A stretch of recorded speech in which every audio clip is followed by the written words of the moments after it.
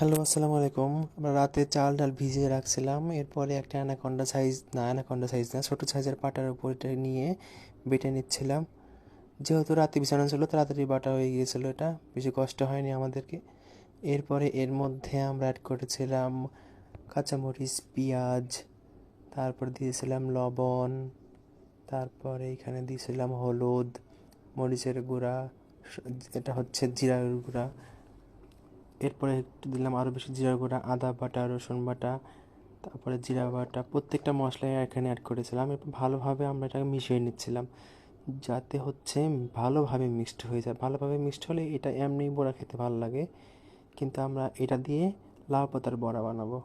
এখানে পেঁয়াজ কিন্তু বেটে দেওয়া যায়, মরিচও বেটে দেওয়া যায়, কিন্তু এভাবে দিলে একটু যখন ভাজা ভাজা হয় বেশি মজা লাগে। এরপরে আমরা লাউ পাতার উপরে এইভাবে মাখাবো।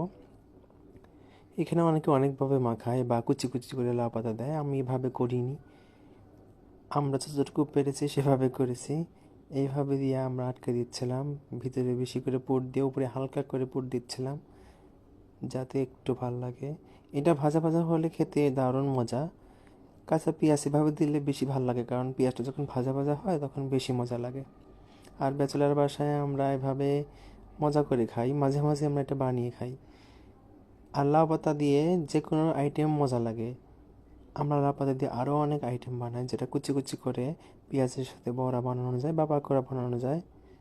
এভাবে আমি কয়েকটা করে নিচ্ছিলাম। অনেকে আছে এটা দড়ি দিয়ে বা সুতা দিয়ে বেঁধে দেয়, আমরা বেঁধে দিই নাই।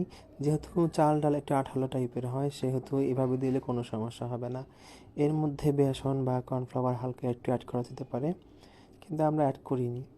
এভাবে আমি কয়েকটা করে নিচ্ছিলাম, একটু সময় লাগে এগুলো করতে। এরপরে এটাকে আমরা হালকা তেলে ভাজবো, ডুবো তেলে না।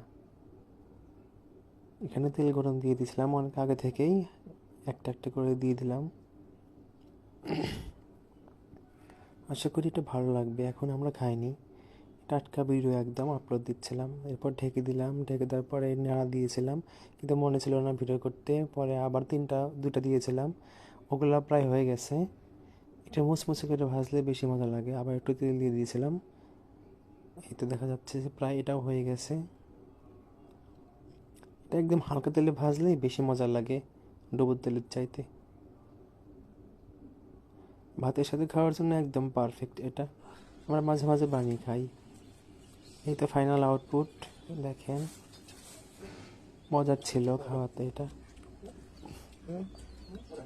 আমরা ভাজা শেষে একটা টেস্ট করতেছিলাম কেমন হয়েছে। দারুণ ছিল, ওয়াও ছিল। আর নিজের হাতে বানানো জিনিস ওয়াও হবেই।